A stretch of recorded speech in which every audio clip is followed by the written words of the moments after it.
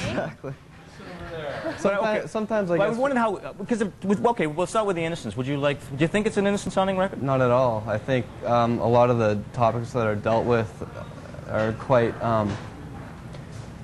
sort of darker moods that everybody has on the planet, and it really delves into those. So I sort of disagree with the innocence. Right. It's more of a. But it seemed like somebody from outside looking in, as opposed to having actually been there. Yeah. Before. And I wondered if that was anything to do with the temptation and challenge aspect of it. Is that you're being tempted into the darker side of what the music is in it?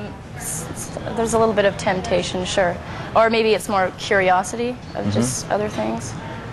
Okay. More curiosity than temptation, I think. Well, how's that going then on the tour, this being the first real sort of tour that you've been on? Are you feeling like you're being tempted into the dark side, as they say?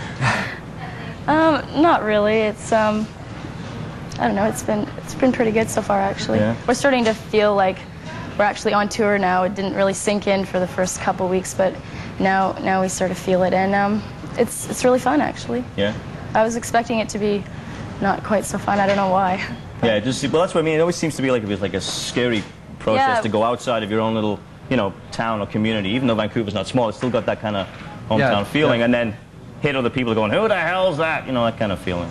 Because I heard in Buffalo it didn't go so well for you guys. What happened there? A little bit of a shooting went down, believe it or not. Not at our show. Yeah, maybe we should clear that one up. What happened? A week before we showed up to Buffalo, there was a shooting outside the club at some rapper hip-hop event. So, I guess they closed the club down, so we couldn't play there, unfortunately. All right. But, okay. I thought nobody actually got shot then? No. No, not from you guys? No, of course not. Nobody that we know. All right, then. All right. Anyway. That's okay then. Now, signing to Network, a lot of people say you have like a Network sound, which we won't get into. We'll talk about ethereal sound and everything else. But you actually looked for the label before they went and looked for you, right? It sort of happened all at the same time. Yeah? We were approached by them at the same time we approached them. Just sort of came together, and it seems like a perfect marriage. Yeah?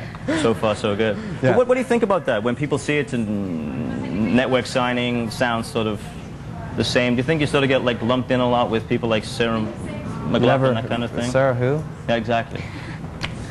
Don't. Like, do you think it's helping you, or is it yeah, I think it does, definitely. A lot of people look at Network and they follow Network.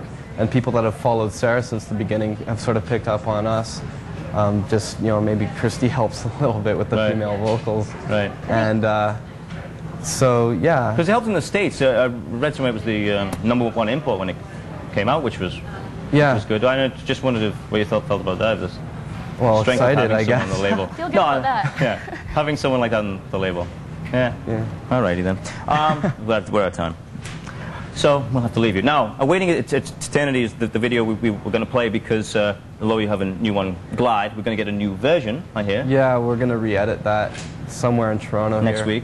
But for me, that song sort of captured all the songs on the album in one little... That's exactly what I said in one of our interviews. Squeeze. Yeah, I thought Awaiting Eternity has like a little element of all of the songs. Was that intentional? Did you mean to do that, or did it just happen that way? That was the first song we sort of wrote that sort of set us in the direction we decided. We just sort of unconsciously went with our music. Before that, I think Network actually signed us from 2 songs that are on the album. We had like a 9-song set, and they Awaiting Eternity and Visions, which is another song on the album, are the only 2 that are still the same. So I think that was like the groundbreaking song. Okay. Then that's what we're going to see. Thanks very much, guys. Thank you. This is Awaiting Eternity and the Rose Chronicles. All you want to wedge.